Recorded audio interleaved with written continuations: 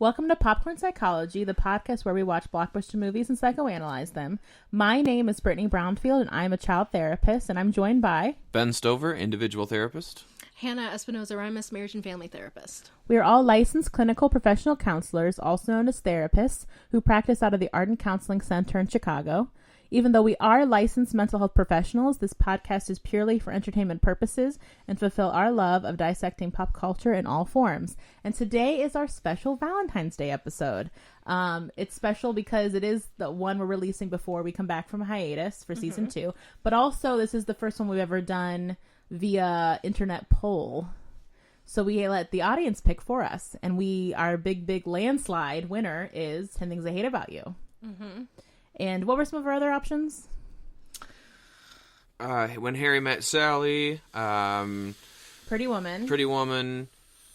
And also Breakfast at Tiffany's, which lost by a horrible margin. I just can't believe... I mean, we'll definitely probably... Those are going to stay on our list. So even though if your choice didn't win, we picked all those to be choices because we do want to do them eventually. So they're still back in the... They're back in our little spreadsheet of ones we'll do eventually, but we just don't know when. Yeah. But, I mean, it really surprised me that 10 Things I Hate About You won by the degree in which it won. It was literally like 80% of all of our votes on Facebook and Instagram. Yeah. I mean, Facebook and Twitter went to this movie. Yeah, so we'll try not to destroy the movie for y'all. As you know, we don't have a tendency to do that sometimes.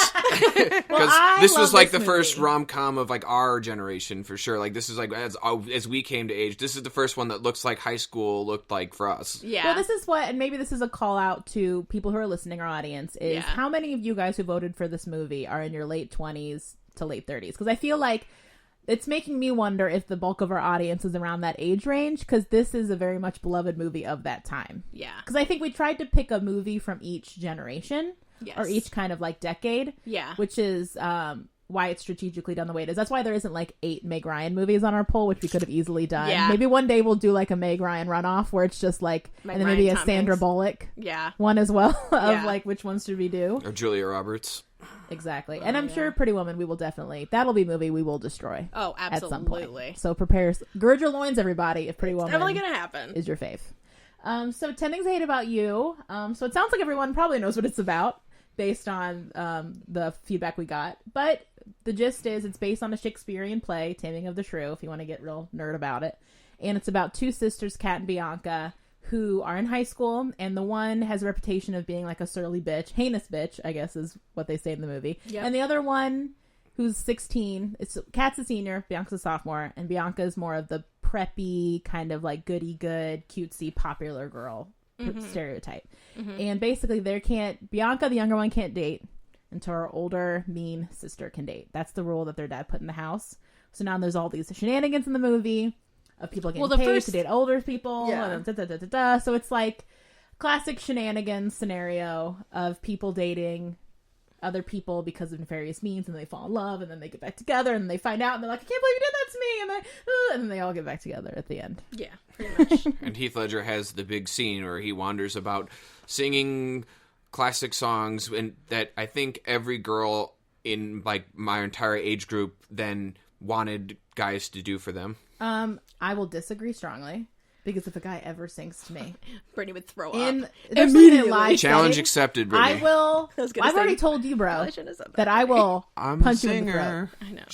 I will ruin that for you for the rest of your life. I will damage your larynx. We should like learn a duet that we can do that will really just freak her out. I'll just leave. I am so in. Yeah, we're just like staring hard at you the whole time, like this. It'd be awesome. Anyway, nightmare. Sorry. So, but yeah, I agree. So we are going to have a little bit of downer topic because honestly, and we're going to touch upon this later, the relationship in this movie, for how kind of nefarious they're started, like Patrick's paid to date Kat, Joseph Gordon-Levitt's character Cameron's being kind of like slimy and secretive with Bianca.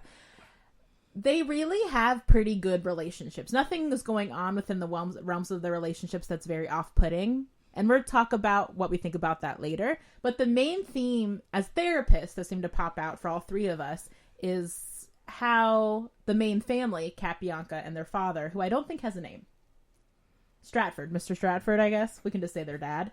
How he reacts how they're all kind of reacting, it seems, to their mother leaving 3 years before. Yeah. So the main theme of this episode, as bummer as it is kind of abandonment and how that affects your ability to attach, and then like the adjustment of kind of an abandonment situation within a family system. Because they all, in my opinion, well, in all of our opinions, are having a real reaction, almost like a trauma-based reaction to their mom having, it seems, to just suddenly desert them and have no contact with them in a very real way. Like, to the point that, Hannah, when we were watching it, you thought she had died. Yeah, I always thought, like, I've probably seen this movie, I don't know, 40 times or something. Like, because I love it so much, and because I love Heath Ledger, and I love it when he sings that song, and I love it a lot.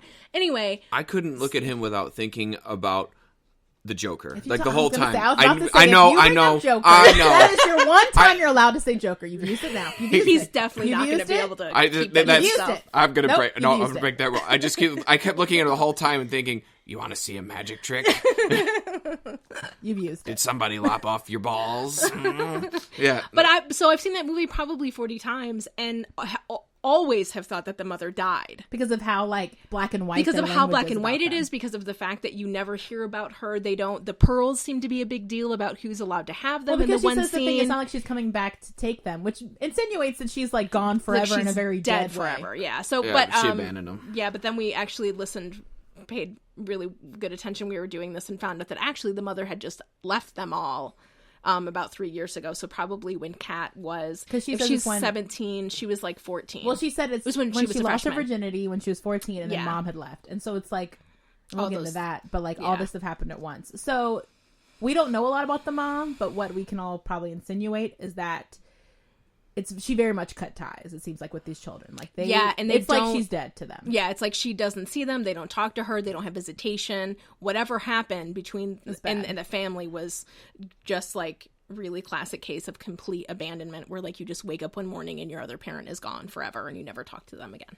So I mean, we'll just jump into it. So I would wager to say that they're all not adjusting horribly to it, because they're all still working and going to school and seem to be doing well in all those cases. But it seems the way that it's impacted all of them the most is in the way that they are dealing with their relationships, with all their interpersonal relationships have really deeply been impacted by it. Yeah, I think, and as we watched this movie, I think that the only real diagnosis that I see that possibly exists is adjustment disorder. Because it's like I always watch these movies to kind of analyze, see like, okay, what are the symptoms I'm seeing? Like looking at it as we go through diagnostic criteria. And adjustment disorder is something that can be pretty frequently overused because its criteria are actually kind of light. But when we look at this movie, I think that like the only argument for an actual disorder I can make is adjustment disorder, because we don't see any constant periods of depression or anxiety. Or I would say maybe the dad has more going on. He'd be the only one that I would see if maybe he had more stuff going, either like depression before mom left or after mom left, or anxiety, because he's so keyed up about the kids. It could be one of those things where he had like a lower level version of like anxiety, generalized anxiety or mood stuff, and then the mom left and it just like went up like 20,000%. Yeah, because as you were saying that, I think I have anxiety, traumatized by job, written by the dad in my notes. So I do think that he might be the only one who maybe even has any more involved symptoms, but also the movie's not focused on him. No. So we don't know that much about him. We don't know that much about his past, or if he's always kind of been like this, because the original rule is that the girls aren't allowed to date until they're in college, period. And then he changes it and puts the sisters against each other and changes it to where if she doesn't date, neither can you. So then he takes the responsibility away from himself and gives it to them, which is unfair and trash. Well, let's first step, like, so adjustment disorder. I don't know if we've ever talked about it. Like, if we haven't done it in a while. So what it is it's kind of like, it's really like why Ben was saying it's overgiven, because it's kind of like the diagnosis a lot of people will give to clients just to get their insurance to pay for their mental health treatment, like they're saying. Because here's the thing, all it is that you don't really have like a diagnosable like mood disorder or like mental health illness, but like you're having trouble adjusting to a change in your life. And it's kind of changed a little bit recently. It used to be that it had to be like a significant thing happened, you couldn't adjust to it, and it was bringing up anxiety or depression symptoms, And it had to be like, I think within the last like 2 years or something, or 6 months. Like it was a very 6 months. But now the thing is that 6 months. It's a lot shorter than that. And now the thing is that if the situation's ongoing, like your mom continues to be gone from your life and it's causing continued strife within the household, you can make an argument that someone can have adjustment disorder ongoing. Right. It's either acute or chronic. Yeah. You can make the clinical argument. And so you give, like I said, adjustment disorder when you're seeing someone where it doesn't seem like they have any mental health symptoms outside of an incident that happened to them that they're having trouble dealing with. It's very, and the way it's different from PTSD is post-traumatic stress disorder has very specific symptoms, criteria along with it that are very extreme, and also has to deal with like basically bodily harm being inflicted upon you or being witnessed by you, something very, very hardcore. But adjustment can be anything. It can be like losing your job. It can be, like I said, like your mom leaving, or like a divorce, or bullying at school. Like I've given it to kids for just because they got bullied at school. Right, moving to a new school, losing your social status at school. There's a lot of things that can trigger adjustment disorder, and with adjustment, it can come with different specifiers. It presents differently, so it's important to notice, particularly in kids, you can see it in different, but it presents as either having anxiety as the primary symptom, having depression as the primary symptom, or having a mix of conduct and mood symptoms. Because I would say with Kat, it presents as the behavior, mood symptoms part of it, because she is so antagonistic. She's always picking fights. She's doing things like running her car into Joey's car. Yeah, she has the conduct. Like she has like, and she definitely has a disconnect of giving a shit about what she's doing. Yeah. Like, because I know that they're rich, so her dad probably can write off the, but also that kid had a fancy ass like car, like a Corvette or something. It's Camaro. So it's like they're like mid-grade expensive, But even still, like that's not, and the that's insurance not for having a under 25-year-old driving it. Come on. Yeah, that's not a cheap like thing to do.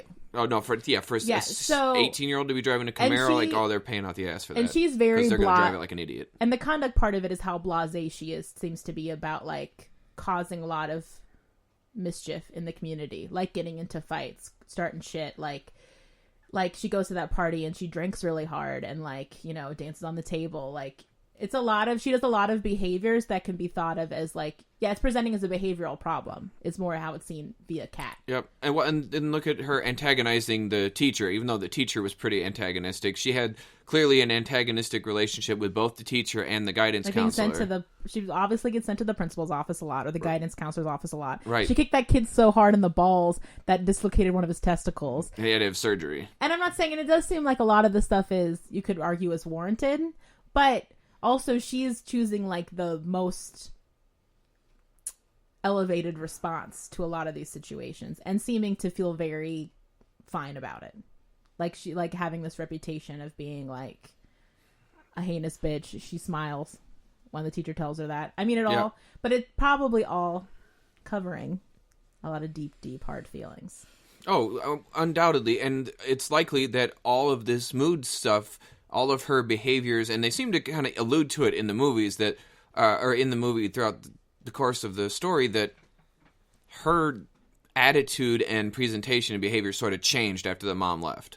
Yeah, like she was a popular girl. She was Bianca. Right. And then she all of a sudden became this antagonistic, frigid, angry person. But it's not like she's not functioning in society. Like she's showing obviously some behavioral issues, but there's nothing that would probably get her arrested except maybe crashing the car.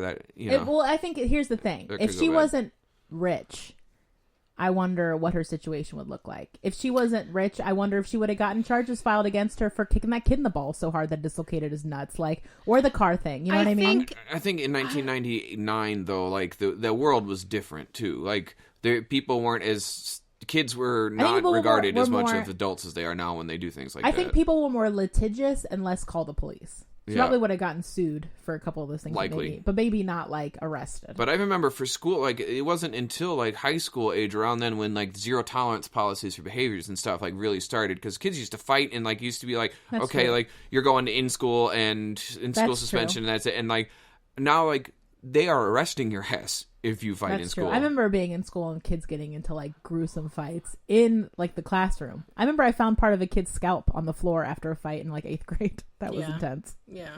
But hair pulling. But I get what you're saying. Like, it definitely has a different energy now. And I also think a little bit of some of her character is just from the play.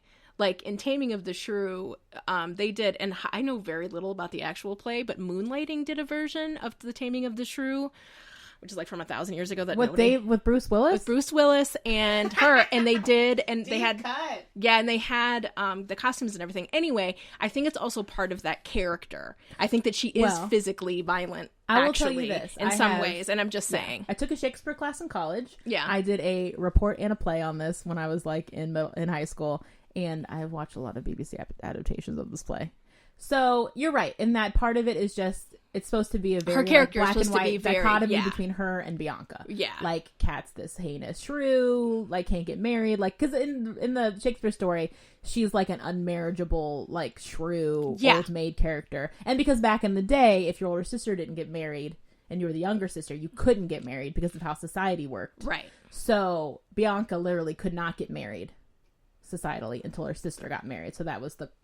But I do think whoever wrote this movie did masterfully is that Kat experienced a lot of stuff in her life. It makes perfect sense why Kat behaves the way she does. I think it does. Because we learned the mom left, and at the same time the mom left, Kat discloses to her sister finally that she had sex with Joey, the main villain of the movie, I would say. Yeah. And that it didn't go well for her. Maybe she made it for the wrong choice, it sounds like. And when she wasn't ready. She wasn't ready. She wasn't ready. And when she tried to make him happy, and she wasn't ready. And when she tried to be vulnerable with him, yeah, and assert herself, he shit on her and showed her reputation. Shamed her. Yeah, he shamed her, broke up with her, and I think probably spread stories about her. Yeah, even though, she said he didn't. Which is bullying. Oh, that's right, because she threatened him. I see a lot of her behavior as just keeping everyone at arm's length. Like, if I am just a heinous bitch, no one will want to get to know me, then I can't get to know them, I can't get attached to anybody and everyone, and then I can just be... she's like protecting and they can't hurt me. Then they can't hurt me, because I don't let them in. They can't hurt me. I think that's right with her. I think definitely she's like, is also refusing to process her feelings. I think she is absolutely refusing to process anything about how she feels about how mom leaving. She didn't tell anybody about Joey, so that's something she's kept inside, like that horrible experience sexually with him. Like, it doesn't seem like she's told anybody. I think her best friend knows. The weird William Shakespeare girl? Yeah. Yeah. And so... because she makes the comment when at the end of the movie when Bianca punches him in the face and how is a weird turn of events. Like, she says something like that at some point. To allude to the fact that she does probably know about what happened. But I agree with you. I don't think she's told anybody else.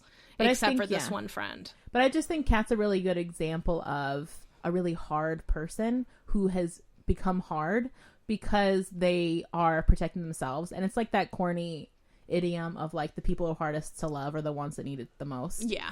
And I think she's a really good example of kids that I see who are in deep pain, or even adults I see that are in deep pain and are so unlikable. Like, even as a therapist, I'll be like, God, they're hard to like, because they're always provoking you.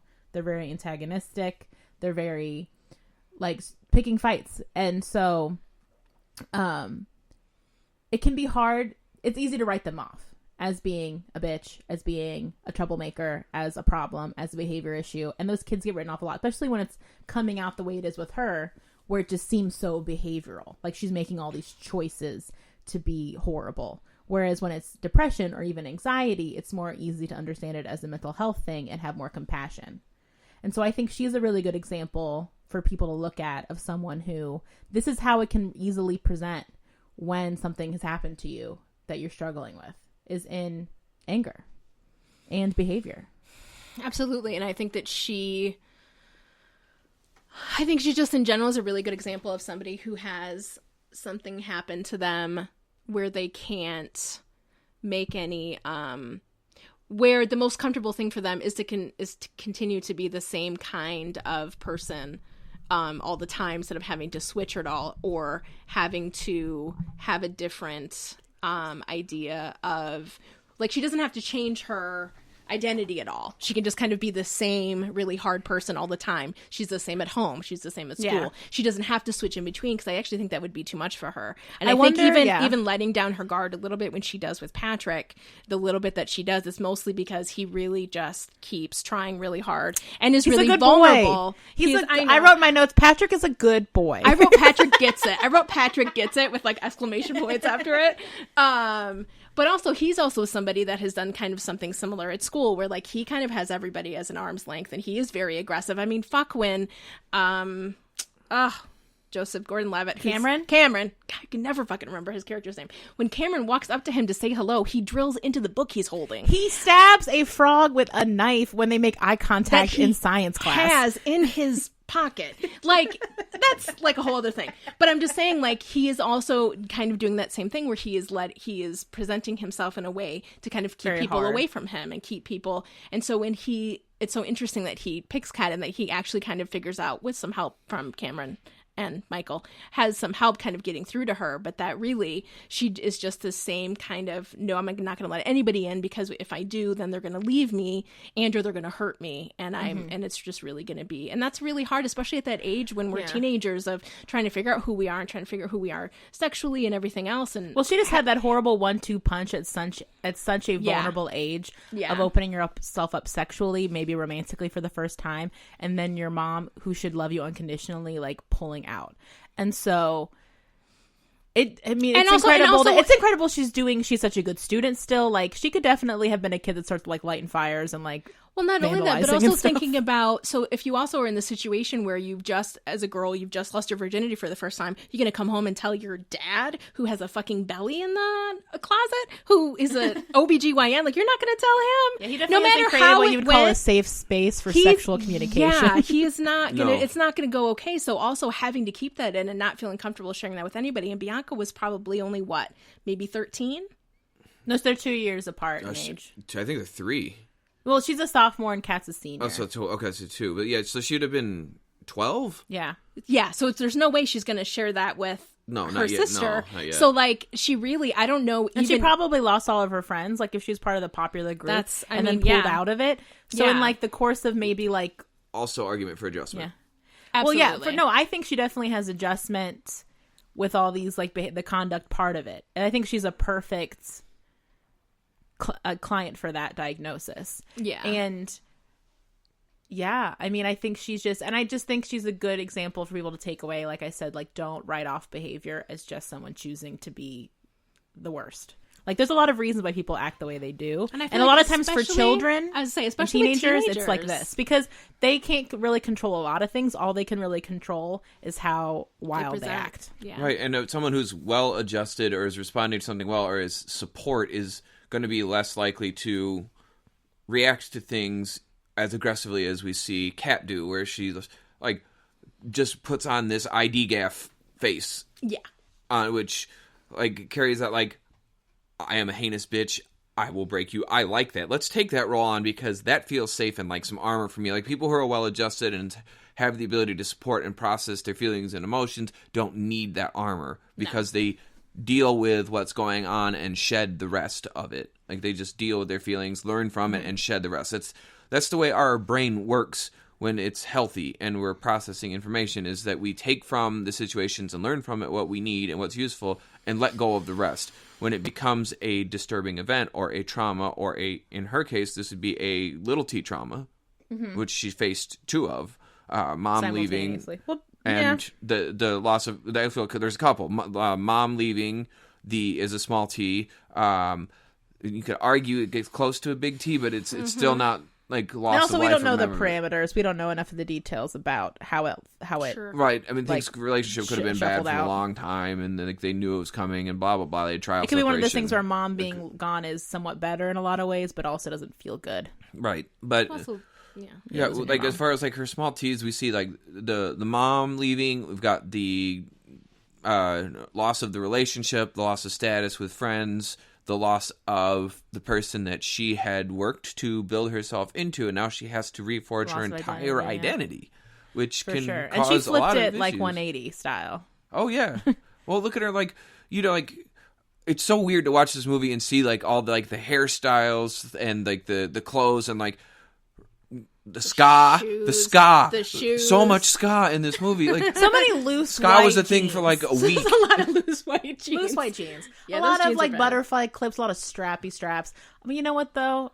This is going to say something about us being in our 30s. Is that those clothes are all back, baby.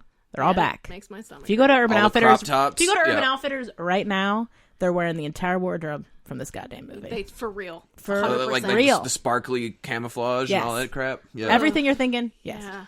The was platform shoes, everything. The Clips. hairspray isn't back though. That's not back. Like the For hairspray now. and the crinkly hair, like all Oh, that the stuff. crinkly hair isn't back yet. That's not bad. But I don't hold will your breath. hold my breath about it. Yeah. Don't hold your breath about that. But I would say, I think also what's really interesting about this movie, then, as a case study for this situation, is how differently Kat and Bianca present. Because Yeah. I know when I work with families a lot where something has happened, a lot of times, you know, God bless the parents, but a lot of times they'll be like, why is this kid having such a hard time and this kid's doing fine? And there can be a lot of, sometimes can be comparison between siblings or between people in the family about Yes. why some people are doing okay and some people aren't, and why can't this other person get on the train and do it as well as the other person. I know I think I've talked about it before, about like kind of, some people have natural resiliency where they just, things can flow off their back easier than other people, and that has nothing to do with them being stronger people or better people. It just Right. is like a natural phenomenon. Resilience, especially in children, is like a natural phenomenon. Yeah. That's why some people can be homeless and work their way into Harvard, and some people can be homeless and just be homeless forever. Yeah. And so I think a couple things, you can obviously jump in, but I think a couple things to take into account is, even though they're only 2 years apart, 12 and 14, when their mom left, in terms of development, is like miles away. Absolutely. Because Oh, yeah. Bianca was probably still in elementary school, whereas Kat was in high school, maybe. You know what I mean? You know, and so that's two very different social stratospheres. And then also, in terms of sexuality, in terms of identity, in terms of like maybe your connectedness to your mom, maybe they had very different relationships with their mom or with their dad. And so all those factors can be a big part of why they're showing it the way they are. Or you could argue they're both struggling and they're just dealing with it very differently. I think whereas Kat adopts this really gothy kind of aggressive punk rock identity, Bianca goes very hard into a popular girl, materialistic, shallow, bitchy in its own way identity. Well, and even hearing you talk about the identity, it just also makes me think about how if Bianca is at a middle school and is going into like junior high, and how you kind of, sometimes that can be seen as a chance to change your identity already. So it could also be, and also that's all she's seen her sister do. Right? Because her true. sister's been doing that. Her Yeah. sister, she has basically replaced her sister in that way in the whatever school garbage thing, whatever's The happening. micro whatever. the that- ecosystem of the school. Yeah.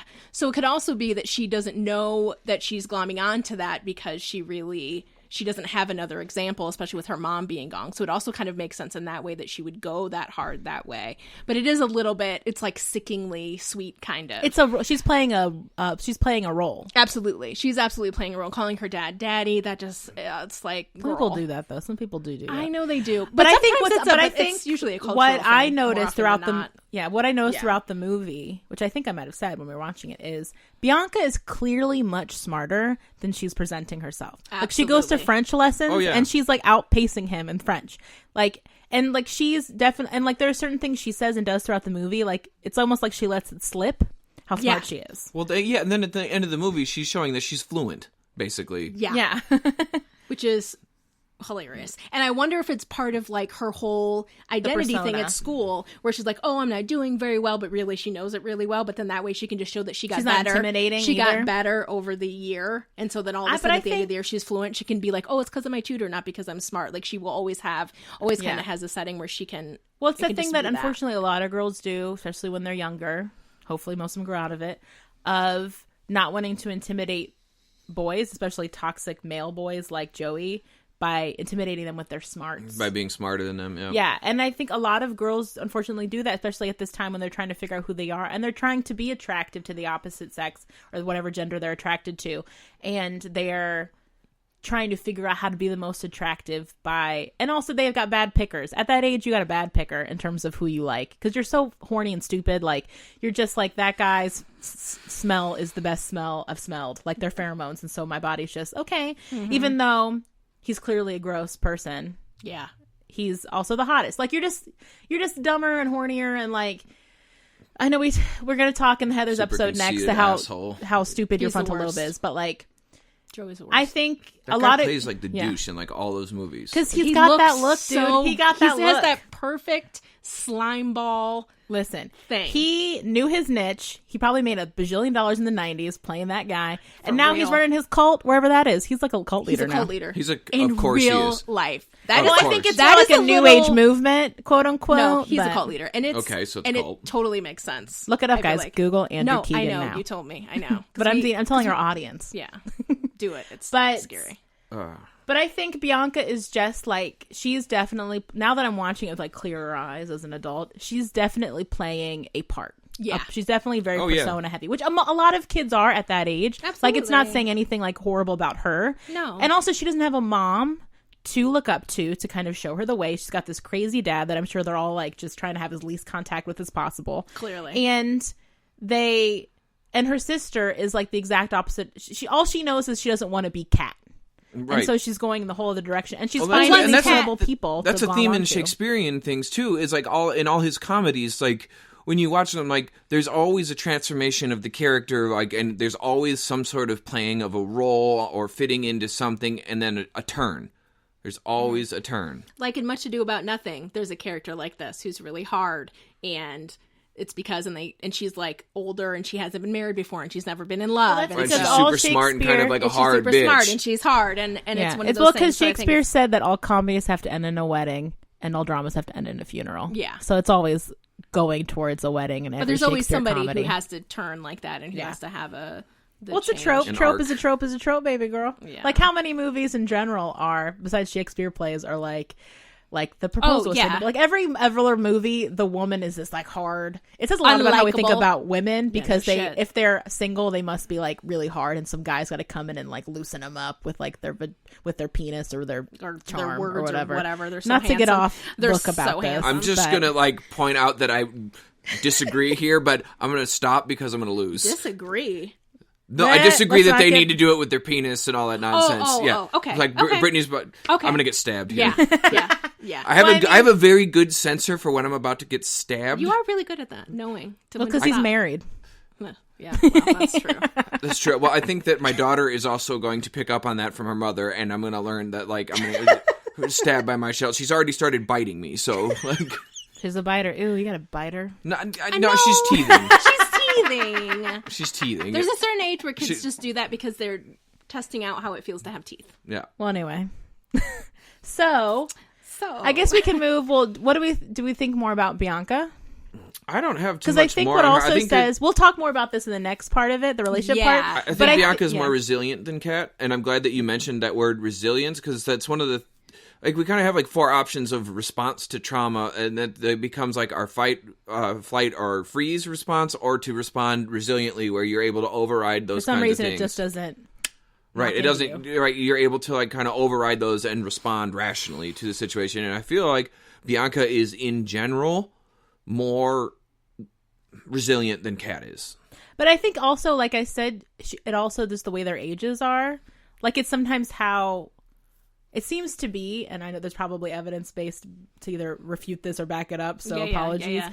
It does seem to be, there seems to be some sort of, like, age cutoff for when, like, if your parents get divorced or a big shift happens in the family, like, you can just kind of go with the flow and work through it. But that also could just be natural resilience, like you're saying. I guess the point I really want to make is we tend to idolize people, I feel like, who are just naturally resilient, and I hope everyone learns to not do that. Because it's not like... It's not a contest. They didn't choose to be resilient.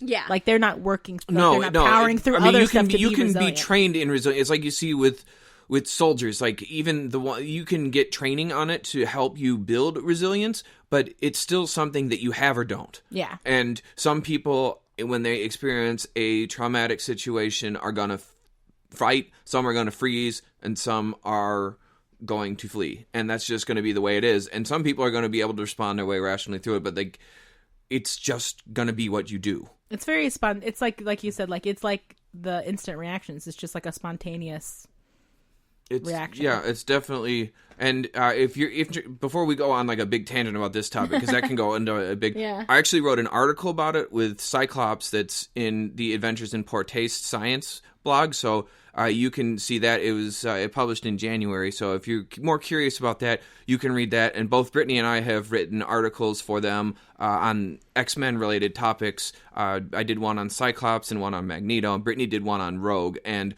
many of these like developmental topics can be covered with that. In that range, but let's move forward into the relationships we see in this movie. We haven't talked about their dad. We haven't even talked about Dad. Oh, my bad. Their dad, I feel like, is the most obvious mess in this entire movie, in my opinion. Like, watching as a therapist, he's like Mr. Red Flagasaurus. Like, red flag, red flag, red flag. Yeah. And I think he is, like Kat and Bianca. Well, it's a couple things. I think, one, he's having weird abandonment stuff because of their mom. Like, his reaction to her going to Sarah Lawrence... You know, he really wigs out and tries to, like, just smash her in. Which I know is a natural It's like a 6-hour flight away from them. So, I mean, there is that. But he doesn't want to lose any more from his family. But he does show, like, he has this preconceived notion that she's just going to go to Washington and stay home and be around him. Yeah, like, he can just, like, keep them all contained. Right. And I'm willing to bet he is not dating. Oh, no. They make a point of showing him just sitting on the couch watching depressing colored hairspray infomercials for his bald spot. He just seems depressed. Like, his affect, like, this look on his face is always just like corners of his mouth down. I mean, I guess he is trying to work on his body with those tight abs work he was doing later in the movie. and riding the exercycle. But he's very hypervigilant. As soon as they're like making any noise in that house, he's like, "What are you doing? Where are you going? What's this? A party? Huh? A party? Like, oh, you have to wear the pregnancy belly." Like, it's like, because the worst things can happen, and I'm giving them ideas and da da da da da. Like, and also telling them inappropriate stories, like telling him things that happen in the emergency room, about crack babies, like trying to scare them. Like, that whole like also like scared abstinence thing, which is, as a gynecologist, he should know better, but whatever. But also, it does not work. Because if you want to see a good example of a good OBGYN father to all the boys I loved before, that dad's also an OBGYN, and he gives her condoms before she goes on a senior trip, just in case. Because he acknowledges, I don't want you to be having sex, but I deliver babies every day, so I know you might be. So here you are. Whereas this dad is, you probably are having sex, and I'm going to like scare the shit out of you. I feel like his response is, if a boy touches you, you're going to get pregnant. Like, I feel like he has this very... It's a very, like, nut. He's, like, running like a nunnery. Very nutty, even though we know that he knows that's not the case. Right. He definitely and he knows his daughters are smart. Catastrophizing thing that he does as soon as a boy is mentioned or a party is mentioned, you're going to do drugs and you're going to get pregnant. Or he is like a really what we call a trauma reaction, which is like over the top reaction whenever they talk about anything. Even the rule about dating. Let's be fucking realistic. Like, right. Sexuality is going to be developing. Girls are by going 17, 18, it's developed. Be dating, like, you're gonna be, even if you're not dating, you're gonna be making out with somebody. Yeah, you're gonna be doing something somewhere behind a Blockbuster video. Will happen, period. It can't stop it. Based on you developing and based on all of the things you're experiencing as a teenager. So the fact that it's our biological drive. The fact that he is like putting a line down there to begin with is just so unrealistic. So which, I mean, I wonder. It makes me really wonder. What I really wonder is what happened with him and is this just trauma from his job? From what he sees and what he deals with on a daily basis? Or what does this have to do with the mom leaving, and what was that like? Like, did she cheat and on not him? just did that she leave him for another person? Or did she just leave because she couldn't deal with his bonkersness anymore? I don't know. It'd be interesting to see how he presented before she left. Yeah. And also, I think, too, there's probably... Not that it's not trauma, but the anxiety of being a single dad to two teenage girls without a mother figure at all involved. And you're also exposed to all these women, and sounds like young girls, who are getting pregnant and making quote unquote bad choices and da da da. I think all that combined, he probably feels very out of control. You know, he couldn't make his wife stay. He, like, all this shit happens at work that's probably very like emergency crisis related, and then he has these teenage daughters. Like he works in like a trauma setting at the hospital. He definitely works with harder clients. Yeah, and he also has these teenage daughters that are going to do whatever they're going to do. So I think it's just him trying to grab control back of a situation by acting bonkers, acting like way out of character, just catastrophizing everything. I don't disagree with you all here. I just think that there's something that I need to say, like, as something that neither of you can be, which is the father of a daughter. Like, and I have a child. Like, there's something that gets triggered in you that goes like, oh my God, like, what the fuck did I do in my life to all these girls? Like, what? Sure. Like, what? I mean, I get that energy from my father as well. I bet you do, like, because like there's thing like you look at this like thing that you brought into the world, this like cute, adorable, innocent child, and I don't know if I'll ever see her in a way that's not that. Like, it's some part of me, and like looking through that and going like, I will murder anyone who hurts this child. But I think the thing is, but I'm not disagreeing with you. I think he's feeling that, which is very natural, but compounded by the fact now that he doesn't have a female partner. Right, and like I said, I don't disagree with you. I think you all are right that he's responding to that. I don't disagree. It's just like from like the perspective of that, like something that, like that drive to defend your daughters with seeing, because I don't deliver babies. I don't deliver babies from teen mothers. I am not an OBGYN. But what as a counselor, I have seen a lot of cases, and in places I've worked, I've seen bad things happen, and I've been to a high school that had, a fair amount of girls end up pregnant, and have had friends end up pregnant before they intended to, and it turned out fine. Like it worked out okay. Because a lot of them were like either about to get married or whatever, but I've also had some that weren't, and even still, the kids have come out fine, and everything worked out fine, but their life changed sooner than they wanted it to, or were planning for it to. And like, as a dad, he is seeing the consequences of this, and like his job is to bring them into the world. So he's like going through each step with them and walking them through like what's going to happen when the child is born, and seeing how that's affecting all those relationships. So there has to be some degree of this that's based just on his experience and couldn't necessarily be labeled as trauma, but then his response to the mom leaving is probably compounding. So like I said, I don't disagree with you guys at all. Just like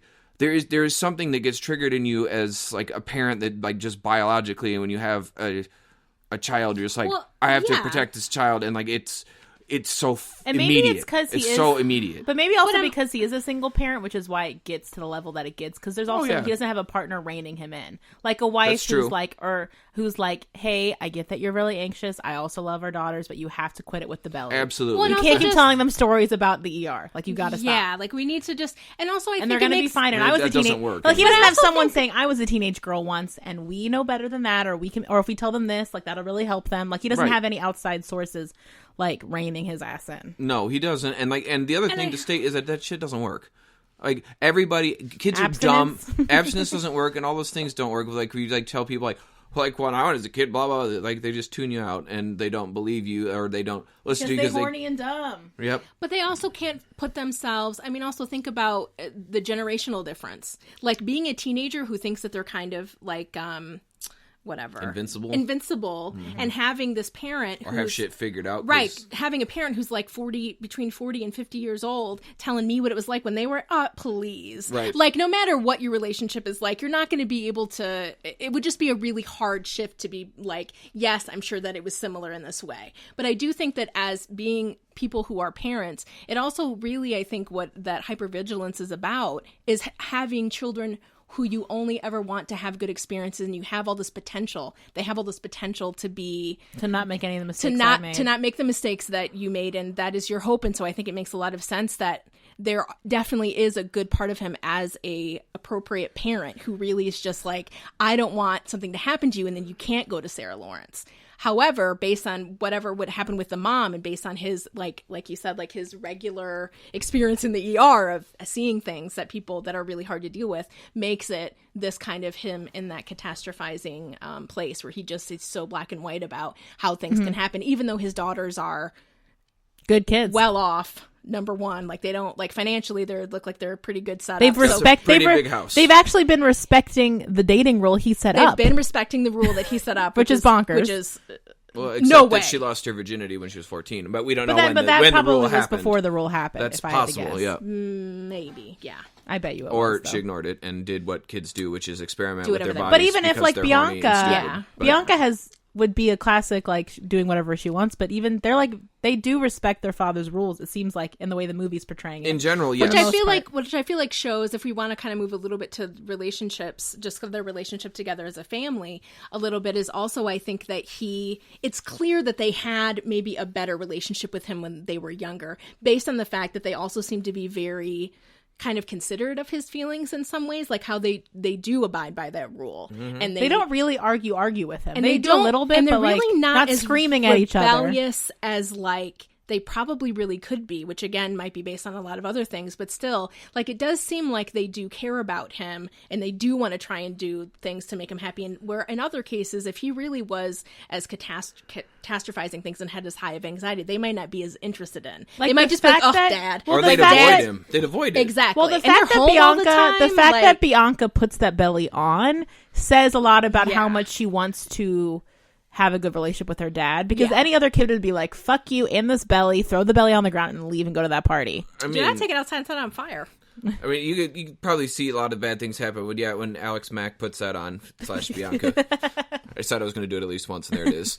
I'm going to call these characters like Bianca and Bernard the Elf. But then and they this is have gonna these. happen. Well, and they agree to have these conversations with their dad. Like they are Yeah, pretty. They get and along she just pretty put her well. arms out like, oh, the belly. Like she just knew, like, I don't have a choice, fine, Dad, like to make him happy. They in this do moment. Like, such they a do follow submissive his pose of, rules. like, So it okay. does, which again Yeah. would be a good indication that either at some point and or that the relationship may have changed and they may have been able to come a little bit more appreciative of how he was before. He's the one that stayed. Because he's the one who stayed, and also maybe seeing him have a really hard time when the mom left and being like, this is hard for Dad too. Right. Like Well, it I isn't also like we're wonder if all in they're- this together, and I wonder Yeah, if that, for and maybe real. that was just like whatever, but like it really seems like in a real setting like that would make a big difference. Like if he was coming into my therapy room and I'd be like, look, there's some really good signs that they're showing you that they really do respect you and they care Yeah. about what you think. Absolutely. Versus, you feeling it may not feel like that for you because they are doing whatever they want, sort of. But there are really strong signs of showing that they really do trust And you they're and they really do trying respect they're you. trying to really hard to work within the parameters of the universe that their yeah. dad is setting down, because like the whole That's a big deal. shenanigans of the movie is trying to make the rules that dad is setting worse, whereas in most cases, especially with kids acting this way, they would just say fuck dad's rule, we're gonna do whatever they want. They wouldn't be coordinating to get this one guy to date the older sister so the younger sister could date. Like they are Absolutely. really trying very hard. I know it's the plot device of the movie and that's why it is Right, but right, in a right. real but they are trying really hard to not to be on the dad's good side, to work within his system that he has set up, to respect it in a way. Yeah. I mean, they're subverting it a little bit, but for the most part, they are working within dad's parameters, which does catch him up. And I do wonder with dad, which would be a thing to definitely talk about in like a family session with him, or maybe individual with him, is they're probably on top of all the natural fears of having a child that you brought up, Ben, is like he got his heart broken. And so part of it maybe is him saying Yeah. dating's not all it's cracked up to be, because you love someone and then they rip your heart out and they leave you. I mean, it could be that too. So it might be he's projecting all of his stuff about Yeah, relationships onto them and for like really sure. trying to extra guard them, because But and also he having says that thing where idea it's like that you he don't can know do what you that. want until you're 45, and then by the time you get it, you won't know what to do with it, kind of stuff. Like He did very say that. he's very nihilistic. He is. And he's very pessimistic, and he's very, like we said, like hypervigilant and catastrophizing. Yeah. What's interesting about his arc though is that he does. He has an arc. He has an arc, and he gets to a Period. more like healthy place, and he gets to a more positive relationship with, and he like it's clear that he always has a loving relationship with them, even though like some of Yeah. his stuff is like a little bit misguided. I and feel like the girls overprotective dad. understand that it's coming from a place of love, which is why they're so patient about it. Yeah. Yeah. And it's also coming from a place of, we're in, like you said, Hannah, we're in this together. We've all been hurt by the same person in the same way, and we're all Yeah. just dealing with it. Which Yeah. is why even though Bianca and Kat have this strong dislike for each other, they still are helping each other throughout the movie in certain ways. Like Yeah. they could be a lot worse. Like when that Oh, yeah. pearl necklace thing happened, like in a lot of sibling situations, you Fist fucking fight. rip it off. You rip Yeah. it off her neck. And then nobody gets to And have then you it. punch her in the face. Yep. Like, or you'd hit him with your brush. And steal I'm her sure me favorite, and my brothers would have or solved steal her something that. favorite I don't have outfit any. or I her don't have favorite any. jewelry. I don't That's have what- any sisters. Unfortunately for them, I'm bigger than both of them. So Like I don't have any sisters, but I lived with the girls who only had sisters for a while, and they would all. And what I discovered from having all sisters, I guess Hannah maybe can attest to this, is that you lose some of the sensation in your head from how much your hair gets pulled growing up. Yeah. And I was like, what? Like, I mean, I have been punched a lot in the face because I have older brothers, or wrestled to the ground, or put in arm bars, but I definitely can still feel all the nerves in my brain, in my head. But so, like, girls get nasty, especially at that age, especially when they're carrying around, like Kat and Bianca, like so much feelings that they're not really dealing with. Yeah. And so, And not talking about with anybody. yeah, So I feel like we covered that pretty good. Let's get to the relationship part of this, because like I think, despite the way that the relationships start with like kind of like let's get into the romance, the plot device, like the romance side of it, I actually feel like these relationships develop fairly healthily, because I never get the feeling from Patrick that he is like. He's not operating out of the money. He's like taking this douche's money to like take her out on the dates. Like he's not like pocketing the money, and like he ends up buying her. Like, I'm just gonna put this in perspective. That guitar he buys her, like we're talking like $700+ for like a Fender Strat like that. That's what I guess. That's $700+ for that. Because he also bought her the amp, didn't he? He bought her both. I didn't see an amp. I think it's on the seat. Let's not get caught up. It doesn't matter, I guess. If it fits on a seat, it's not $1,000 amp. But sorry, I'm a guitarist, so this could go devolve. I'm just gonna stop. But just stop. I'm not a Fender guy, but like that's a $700+ guitar. But I would say she's playing in the store a like $150 guitar, and he buys her. Like that's a Squier. Squier is shit. Like Squier is like the. Oh, I didn't realize that. Yeah, it's a Squier, which is like the starter version of things, which like. You know, like they play crappy. This is the part where you're not going to go on and on. I'm not going on and on. Fenders are expensive, Squiers are not. He bought her the real deal, and that's why she made a big deal about it, because it's like the difference of like $100 to $200 range to $700 to $1,500 range guitars. So that's why it was a big deal. That makes sense. Done. But I would say, I think it says a lot about I think the relationships in this movie, I'm not even going to. Yeah, it's okay. The relationship in this movie, the romantic relationships, I would say, I'd argue the main ones are Bianca and Cameron, and Patrick and Kat. Because Joey's in there, but he's kind of like a foil and a douche. Like he's kind of more absolutely. a plot device than like an actual like part of a romance. Well, he is exactly what his character's supposed to be, which is he's only after one thing. He's a villain. Yeah. He's a bad guy and he's only out to fuck. So he really doesn't have relationships. Well, he is a predator. Yeah. He definitely is going after a young girl just because she's a virgin. He definitely has no respect for her. He definitely would. Well, and has bets with his friends that he can do it by prom. Yeah. He definitely would root for her. He's definitely a date rapist type. Like he's a gross. Oh, yeah. Absolutely. He's narcissistic. Him. We can get into that. Like we're not going to get into that. Like he probably either has narcissistic personality disorder or a parent who has it, like with the way he presents himself, like a real entitled piece of shit. Yeah. But I think that's also because he is one of the most one-dimensional characters in the whole movie, because he's supposed to be the capital V villain. And just the guy that gets used and shit on. And so I think why this movie still holds up, even past like, because a lot of movies like She's All That and stuff like are ridiculous, you know? Like I would watch them now. Like all of the 98. A lot of the 90s are like corny and shitty. Yeah. But this movie, I think, still feels very heartwarming. Still makes me laugh. And I think it's because the relationships are a lot more nuanced than they need to be in this movie. Like the fact that Patrick is a good guy, but not like the best guy. But then you find out he's very considerate of her. He's like I wrote he's a natural caretaker, because like as soon as she gets shit faced at that party, which is a lot about the fact that she has a lot of anxiety too. As soon as she sees her sister, which is not to go backwards, but the trauma with Joey. Yeah. I bet you that's way more traumatizing than she's even recognizing with herself, because as soon as she sees her sister with Joey at that party, she gets shit-faced, which seems very out of character for her. Well, also, she dances on a table, she drinks till she pukes and passes out. Tell you when I saw. Sorry, go ahead. He comes up to her and basically threatens her. Joey does. Yeah. And says, like, I'm going to fuck your sister. Yeah, and also, it's not going to, I don't even have to pursue her. She comes to me. Like, he's such a fucking piece of trash. So to have that happen and then to see him be right... I can't imagine what that would... To basically see somebody who... Maybe sexually assaulted you, and then he's now standing next to your sister, and she has no idea. Right. And, like, I have to say, like, as, like, watching that scene, there were two things that occurred to me. Like, one was, like, when in the history of ever, like, so from the 80s and 90s, like the big there's always... parties in the big house? The big parties in the big houses. We're just like weren't cool, bro. Well, maybe Hannah was. Maybe that's it, but, like, you look at that, like... When the fuck did these happen? Like, these, like, rager, like, college-level parties. Let's take a pause. Hannah was her, prom queen, homecoming queen, class president. Did you go to parties like this? As the resident cool person in the room? Thanks for just airing out all my laundry, Brittany. I really appreciate it. I mean, because I think Ben and I were probably middle-class nerds in high school. Yeah, so what I was a chameleon, sort of. So what I would say is that I also had very strong lines and very serious consequences at my house for things like that. Okay. So I did go to a party that was kind of like that, but it was outside, which I think is probably a lot more common. Yeah, like a barbecue I've never been situation. to a party like that in someone's house. I do know people that have been to parties like that. But also, we were a pretty low, like, middle income kind of place that I grew up in. Yeah, I don't know how rich people party. So, like, how rich people are, like, I don't really know Well, what I that is listened like. to- But they definitely had that party. Remember when that scene came on and you said, I've never been to a party like this? And I was like, well, I have been to a party But I'll like say this, this kind though, of. I listened to another podcast recently.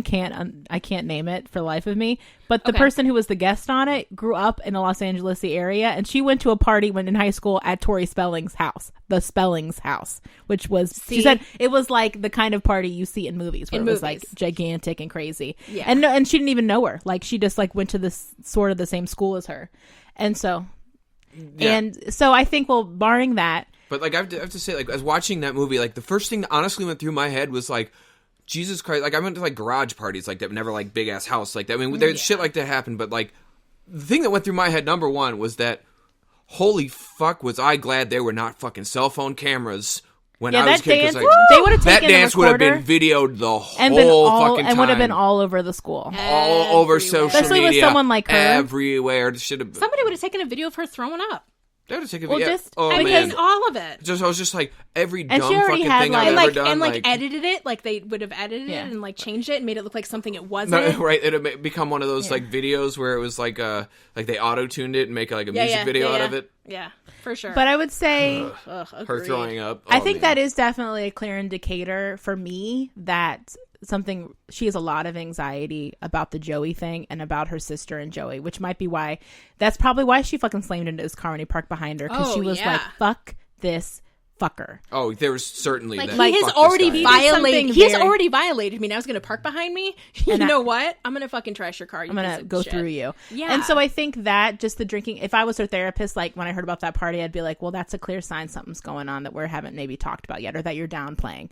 Like she acted really out of character, yeah. and like, and God bless little Patrick, because he was taking care of her. He didn't get drunk at all. It didn't seem like drank at all. He drove. He watched her. He made sure she didn't fall asleep. He made sure, like, When she hit her Cameron was head, trying to he- bug, like a girl yeah. tried to make out with him, and he was like, I am busy. Like he does seem like a very and then you learn about his grandpa, so he does seem like a very natural caretaker type, and it seems like he took advantage of maybe his reputation as a bad boy to kind of guard himself, but also just took advantage of Joey because Joey's a piece of shit, and he was like, I'll date this girl and get some money. Like, who gives a shit? Like, I don't have any investment with anybody at the school, so fuck Yeah. all y'all. Yeah. Because in his mind, maybe Kat is like just a rich bitch, and it's like, man, I'll use everybody. Like, who cares? And I don't have any attachments to anybody here, so why not? And so, but then as he actually is engaging with her, like his natural tendencies of being like a nicer guy come to the forefront. Well, yeah, and he makes lots of efforts to do things to make her smile and to make her happy, and like, he seems to like genuinely be interested in her, and like it catches him by surprise that he's actually interested in her. I think because at first he's like, I'll take this girl out. And Well, he make probably thought she was 50 going to be bucks. like well, okay, cool, horrible, Boring. like boring or mean, or you know what I mean, which she kind of is in the beginning, but So was he. I think I think you're right, which is I don't think he realized how much he would like her, or how maybe it would feel to do this thing once he was actually doing it. Because also at that age, you make a lot of choices that are just like self-serving, and then when you're in them, you're like, oh no, like this is more complicated than I thought it would be. Yeah. I think that's true, and I think what I liked about the relationship and what made me think, like, despite like the money thing, like it's actually probably pretty healthy relationship development between the two of Yeah. them. Like, They slowly, gradually they give each other space when they need it. yeah, and they are interested in each other. They pay attention. He really pays attention to her interests. I don't know if she paid attention to a fucking thing he likes. I know, that's right. Um, I think you're 100% right. I don't think she knows anything. She only is interested in finding things out about him. To find out his agenda. Right. Well, she's also very, which I think calls back to the mom stuff, which is she Yeah. always thinks she's always very suspicious of him. As soon as he says anything a little too much, like the prom thing when he invites her to prom, we know that there's a reason she should be suspicious because we're the audience and we're clued in on the plot. But how hard she goes on him for like, why do you want to go to the prom so much? Why do you want to be there? Why are What's you your pushing agenda? this? It's like there's Right. no reason under God's green earth why she should be that freaked out that quickly, because it wasn't No. like he was like, well, you need to go. Like, he wasn't getting upset with her. He was just kind of gently like encouraging her to go with him. I think he wanted to go. I think he just likes her. I think he wanted to go. I I think he just wants to spend time with her. And I also think one of the things that I liked about this movie and the way that they portray Patrick is that when she is drunk, and then he takes care of her and he drives her home, he doesn't try and kiss her. Oh yeah, she tries to kiss him and he's like, nah. And he's like, no, because this movie does consent, guys. drunk. This movie addresses consent. Because This movie is a gem. Because he knows that it's not going to be okay, and even though there's a chance that it's going to hurt her feelings, which it clearly does, because she has attachment issues. Exactly, and she's And like, abandonment issues. rejection. like, Rejected I'm opening up to you, and now you're going to shit on me. So of course, then she's not being reasonable about it. And I think she comes around to why he did it, obviously. But it's a very, everyone's reaction to this movie makes 100% sense. Like the root characters, why they respond the way they do, it makes a lot of sense. Yeah. Well, I think the other relationship that I think is interesting in this movie that like stuck out to me was not just like the romantic relationships, but one that I thought was really interesting was actually I can't remember the fucking kid's name, so he's going to be Bernard the Elf. Michael? Was that his name? It was Bernard the Elf. Okay. I didn't know what you were talking about at first, so I don't think it says. I know it's the Santa Claus, but it's the Santa Claus. Call him Michael. Fine, Michael, Bernard the Elf. Michael, his relationship with Cameron, I thought was actually really interesting because of how he colored, like his interactions with Cameron, like the guidance counselor set him up with. Colored that kid's interpretation of the whole school. Like, nobody knew how that kid could have fit into the school social structure. He's, like, walking around showing them, like, oh, these are the nerds, these are the jocks. That's probably the most, like, tropey teen movie thing that happens in that time. Maybe, and I think it was on purpose. Yes, making fun. It's like, the movie's got a bit of a satire edge to it, obviously. Oh, clearly. The dad talking about, like, the Dawson's River kids sleeping in each other's beds and whatnot. That's one of my favorite lines in that whole movie. Silly. I enjoyed the shit because out of the teachers. because that was the big controversy about Dawson's Creek, is that Joey and Dawson would sleep in each other's beds as best friends, and everyone was like, a girl and a boy sharing a bed together as teenagers platonically, like that. Remember that being a very weird controversy when that show came out when I was like 12. But I think that's a good point to make, like, because Cameron is like Joseph Gordon-Levitt is a really good choice as that character because he's cute, but he's also small. And he's adorable, but not threatening. Like, he is that kind of guy who could go both ways in terms of his appeal to a girl like Bianca. Like, she could write him off as a nerd and like because he's he's a beta male type, I guess, is what I'm saying. He says when he sees her for the first time, she's pure or something. He does say that, but first he recites a poem or something. Yeah, he recites a poem first in front of Michael, who he has only just met. That's a Shakespeare throw. Risky move. That's a very risky move. It's a very risky move in male to male, particularly 1998 or so when this was filmed. Very dangerous. And also, he's moved around, but he doesn't know that. He's moved around to enough schools. He didn't know he's an AV nerd. Well, he's wearing Izods. Granted, they're from the outlet mall, but they're still Izods. So ridiculous. But just the whole idea, though, that this boy has been to, 18 different schools or 8 different schools or something? He's been a lot Army brat. He was an Army brat, so he's been to a lot of schools. So he has definitely had to go into a school and decide who he is. And so the fact that he just says this poem about this girl in front of this guy he literally just met, that's a pretty big deal. Yeah. Because he's a fucking nerd. It is. Like, I think that, though, that's like...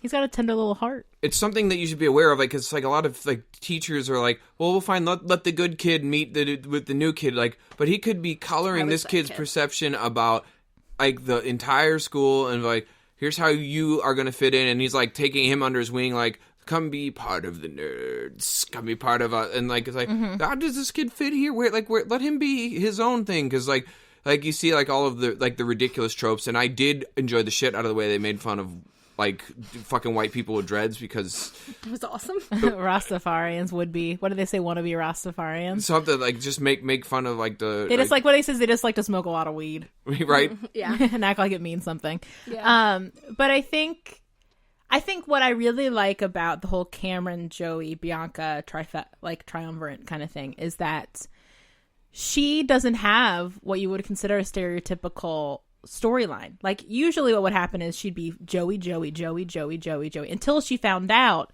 that he tried to pay for her or whatever, and then she'd be like, Cameron really is the good guy, and then it'd be like, nice guys finish, like, and they like kiss and stuff, and that would be how it would typically end. But the fact that she, of her own volition, one, she has some autonomy in the money paying off to get her to date thing, which is not great, but also at least she's got some agency in it. And then also she kind of figures out on her own that Joey sucks balls. Like at that party when he's like talking about his tube sock ad or whatever the fuck and everything, and when he's showing her the two pictures where he's the same picture but in two different shirts, you can tell that she's kind of like figuring out who she is and she's distancing herself from him. His and I think the other thing that really indicates to her that he's not really into her because of who she is when he takes her friend home instead of her. Yeah, at that party, and and that was a clear and indicator. She's like, oh, you're that kind of friend, number one, and B, it doesn't matter who you take home or who you go to the next party with. It doesn't matter if it's me. You're just doing whatever you want. I mean, so I think she's learning the hard way that like the identity that she's chosen and the group that goes along with it, that persona, aren't people that really will take care of you and aren't people that you can really trust and depend on. And I mean, luckily she's learning it and she seems to be moving away from it because a lot of kids just might double down on it. Or try to like alpha dog the situation and like be the more dominant bitch or whatever. And so the fact that I think it says a lot about how I don't know, feministic or like how much this movie respects women, in that just in those little moments, like at the party where they let her figure out on her own. Like there doesn't have to be some big revelation where she's like, the guy is proving to me that this other guy's trash. Like she kind of is saving herself in this movie. And then she gets to punch the dude in the face herself at the end. And not her boyfriend, not Cameron. And then Cameron is proud of her for punching him in the face. And I think the other thing is too, is that it doesn't end up in a girl fight. Yeah, like her and her friend. It doesn't end up with her, like you said, trying to alpha dog her friend, and then it becomes this, I hate you, and really the bad guy is the guy who's in the middle of it. Right. It's not it's nobody else's fault this is happening. Which is one of the worst tropes ever. Which happens all the time. Yeah, so they turn that one on its head. So the fact that they're able to change that, and how it's really, again, it's just really it was kind of awesome to see that.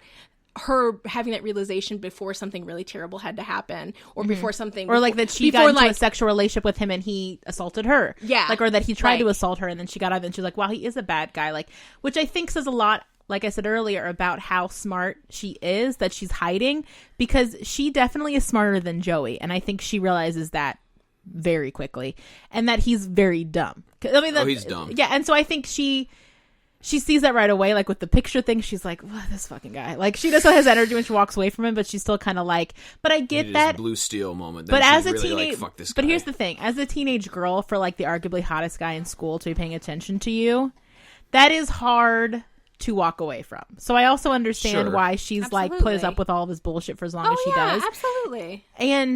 But it also says a lot about how she might have a lot of good self-esteem in there that finally starts coming to the forward, because she chooses Cameron instead of him. And then also she doesn't back away from Cameron entirely when he very appropriately confronts her in that car, which I thought was a really good example of good communication, where Cameron could have easily been the nice guy friend zone asshole who's like, I did all this work for you, so I deserve a BJ or to be your boyfriend or whatever.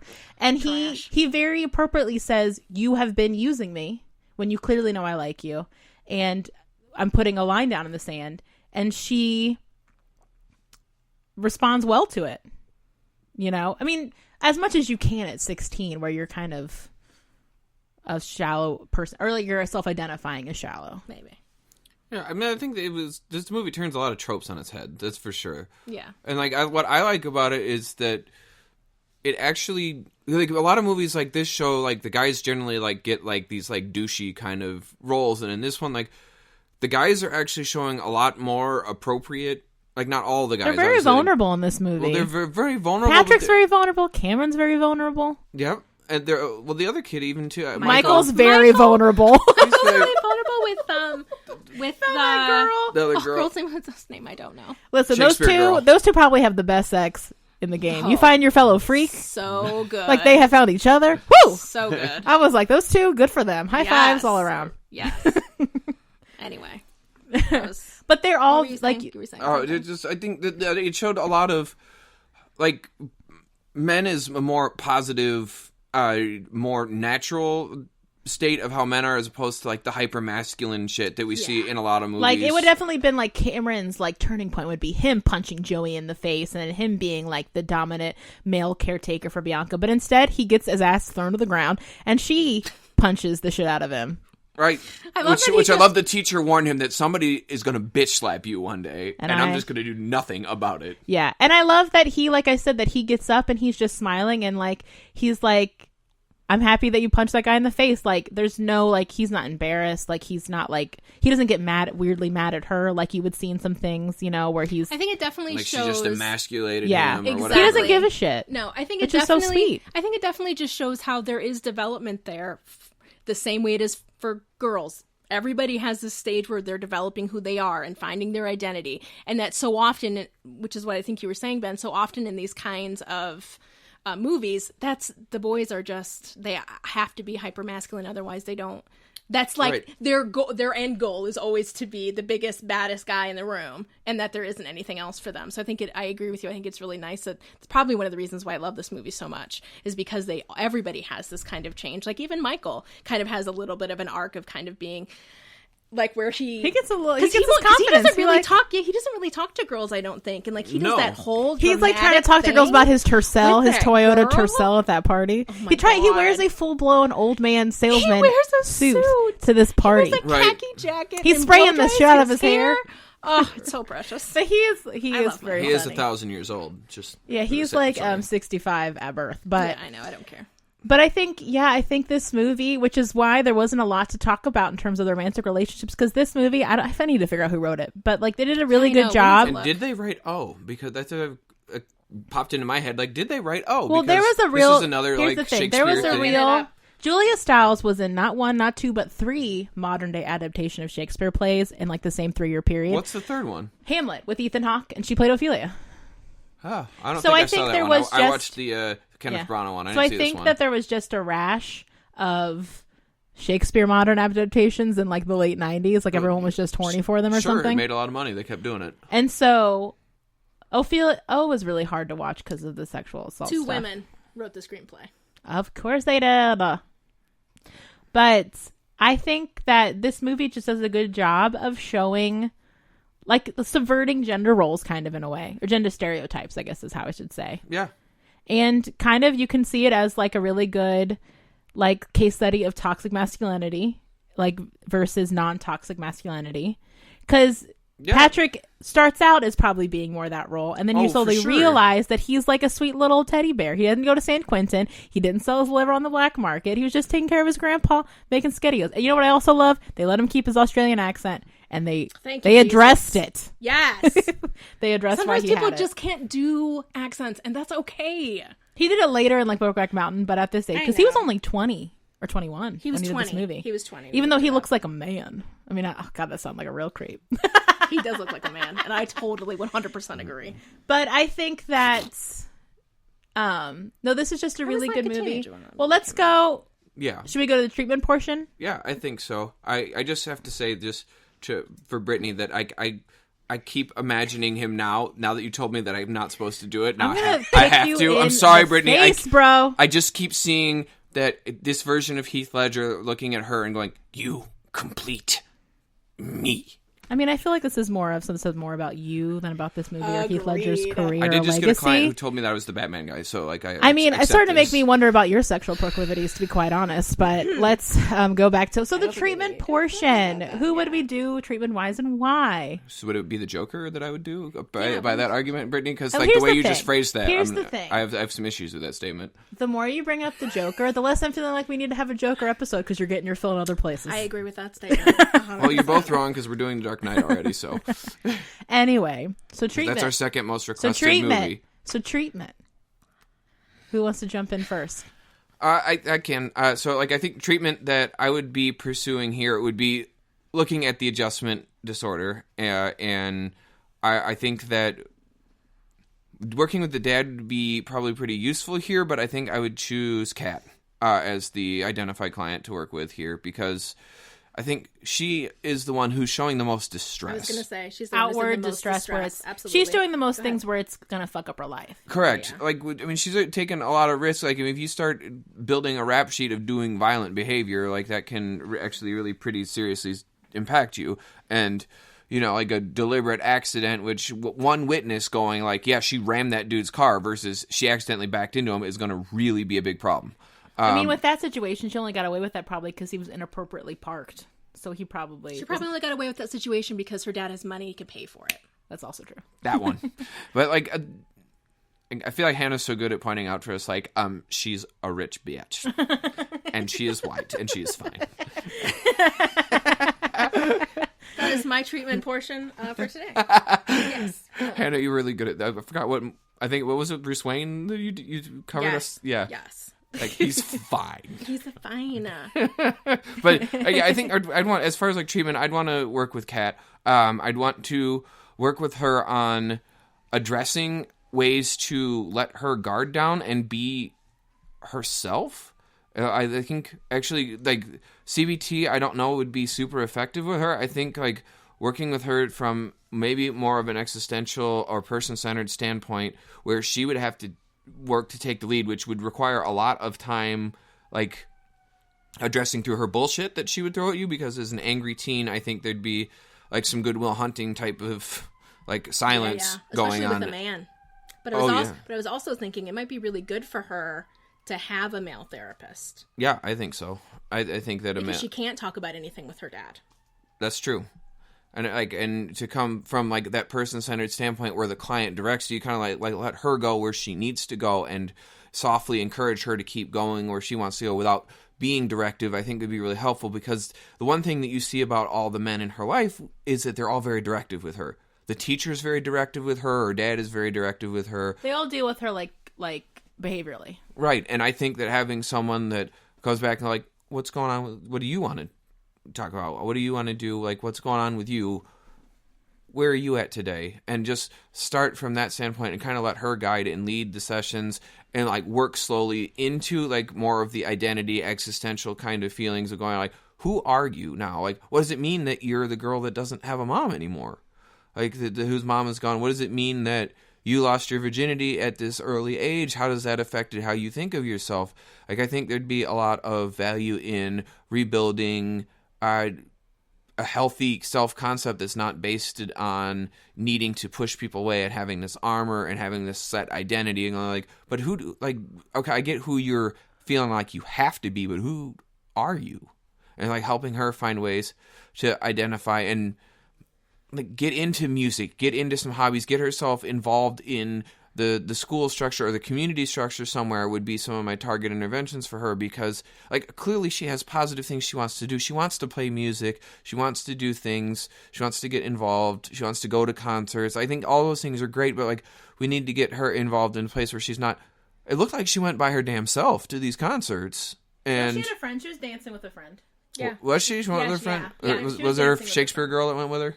No, I think it was a different person. I think it was a different friend, actually, that she was standing and talking to when he first comes in and kind of like she asked for 2 waters at the bar. Yep. Because one for her and her friend. I missed that. Okay. I'll give you the like, I'd want to see her like involved in more things and like have a chance to like forge out her identity away from like the counterculture attitude that she feels like she needs to have. Like, not that there's anything wrong with, like, they kept labeling her like all these punk rocks. Like, okay, there was ska, not punk. Like, the punk culture is very different than like the ska culture. Like, but thanks for pointing that out.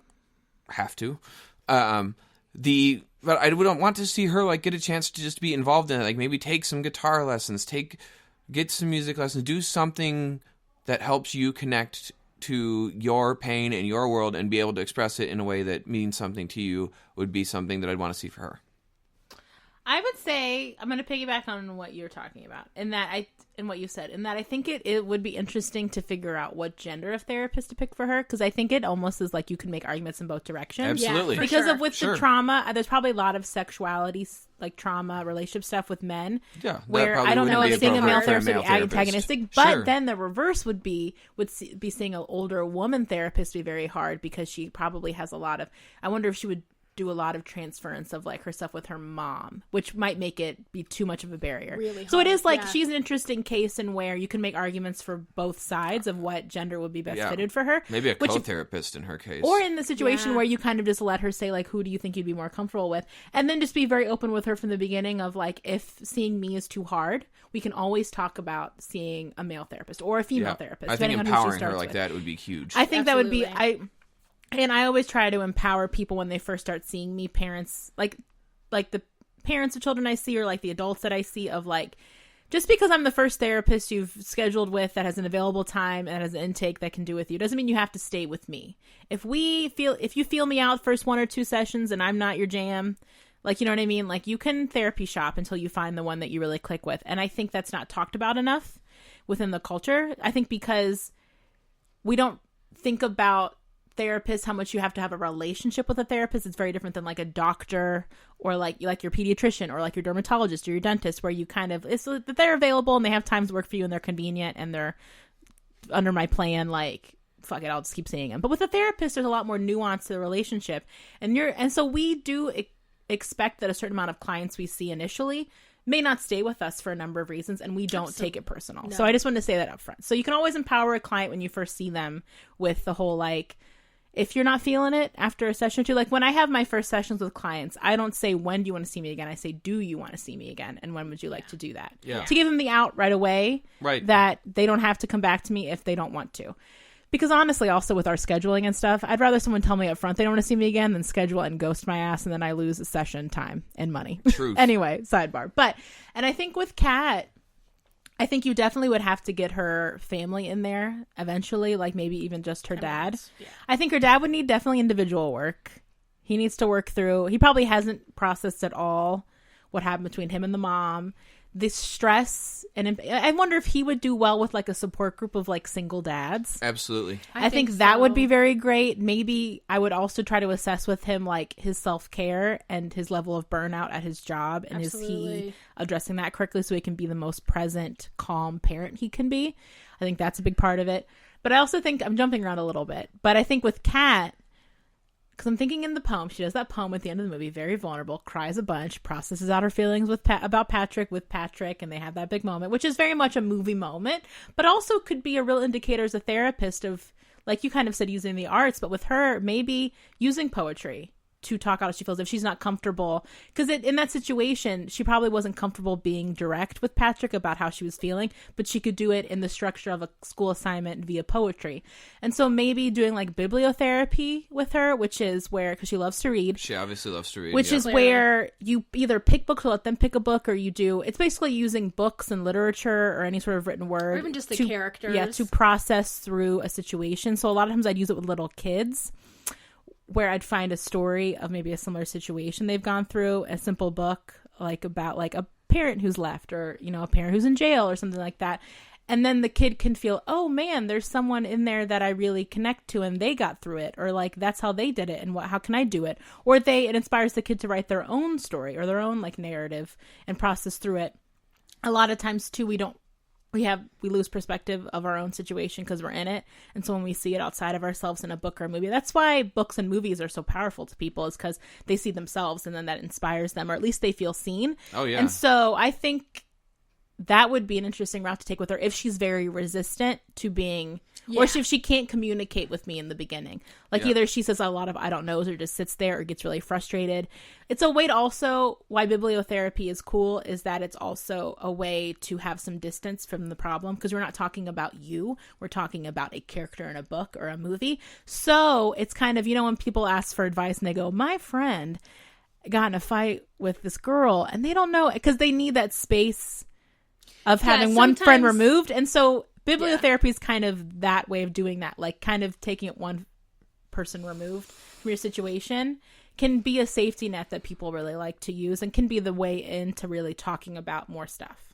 The way that sometimes I bring it up to people is, if you don't have the words to express how you're feeling, this gives you an idea of what someone else's words are. Songs are really good with that too. Yeah, People exactly. love music. Being able to pick out what, like, Katniss sure. was really feeling, and what was that like for Katniss when she lost her dad. So people love Harry Potter so goddamn much. Exactly. I mean, like, all of those things, like being able to see something else and being able to use those words and thoughts until you're able to kind of pick out how I really feel. I mean, this is podcast is arguably somewhat bibliotherapy.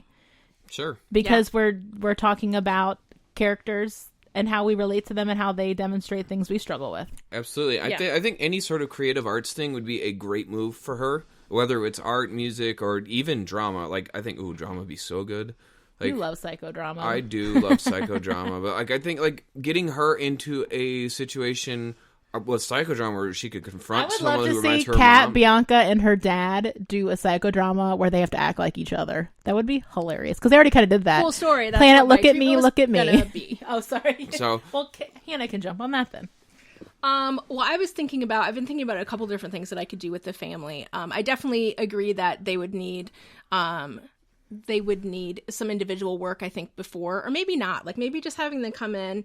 I think they have so many hurt feelings that they need their own space. Yeah, they might need their own space first, and then they come to me and we kind of talk about, I think having them role play each other would be really important to kind of help the dad have a better understanding of what it's like for them to be daughters and how he comes off and how his anxiety is portrayed to them. I think it would be really...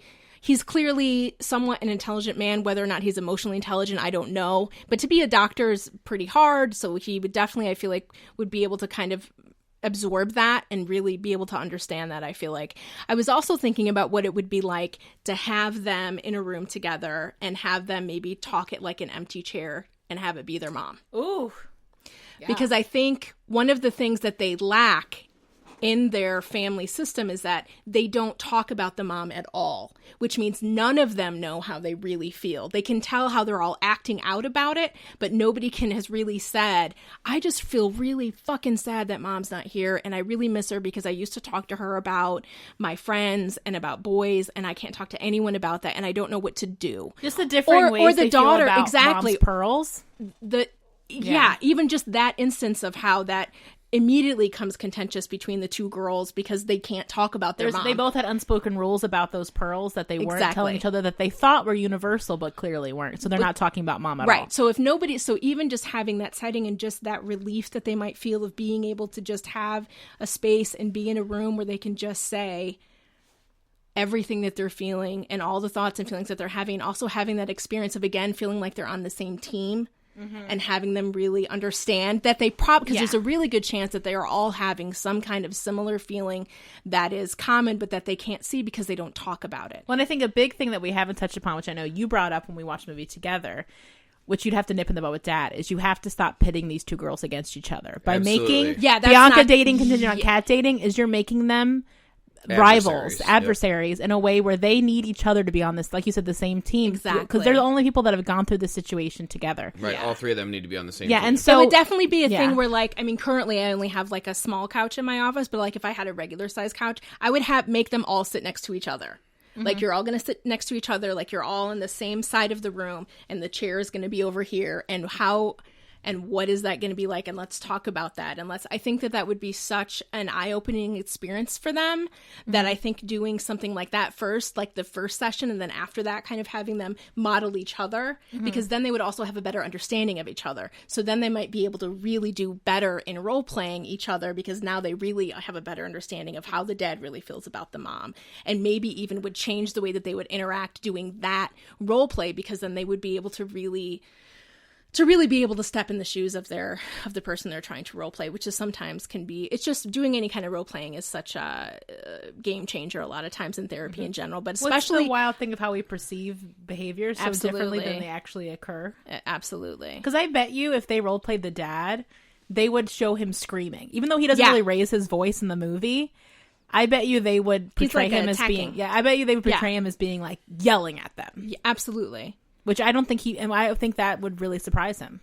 And I also think even giving them just the chance to be able to interact all together in the same room in a safe setting would also be letting them kind of talk about how they feel about each other. And I think that's why the role playing would be easier for them, because clearly they have a hard time talking about thoughts and feelings about themselves and about other people. Right. So I think letting them have the chance to role play first, and then how that would really develop into them really practicing good communication skills. And we would kind of go through that. And how can I help you guys not have to run into the situation again? Right. And I think disrupting the power dynamic would be very helpful. Yeah. Like taking Dad's power as like the yes, parent and the one in charge all the time, like away, and making him be vulnerable to feelings and interacting with them on that level, and would be very helpful. taking the weight off of him for a minute. Sure. Where like maybe he can't see the way he's acting because he's just like, I'm a single dad and I have to have all my shit together and I have to make sure that they're not getting pregnant. I have to make sure they're not doing drugs and nobody else is going to help me. And so that could just be his anxiety alone. Sure. Not ruling out all of the things we've already talked about the dad. So I think that's what I would do. And I think in it's treatment. also, and I feel like for their best development as humans, as people, I really think that family therapy would be very important for this family. Any family who has a loss of this of any kind, where there's a primary caregiver who, for whatever reason, be it illness or because they just want to leave or whatever the case may be, is having anything like that is so important, because that is something that really can shape and change the way that you are connected with your family, especially from then on. And I think, especially in terms of like, how did people's roles and responsibilities shift when that parent left? Absolutely. Especially in a scenario where the parent who left is the same gender as the oldest child. Yeah. Because then there's a very easy way for them to fall into a parental, weirdly equal role as the parent that stayed. Or like they take on the more responsibilities, because I wonder without even being pressured by the other parent. Yeah, like there's a chance that just happens because that's what we do. Somebody has to step up, and usually it's the oldest person. Not to reference To All the Boys I Loved Before, but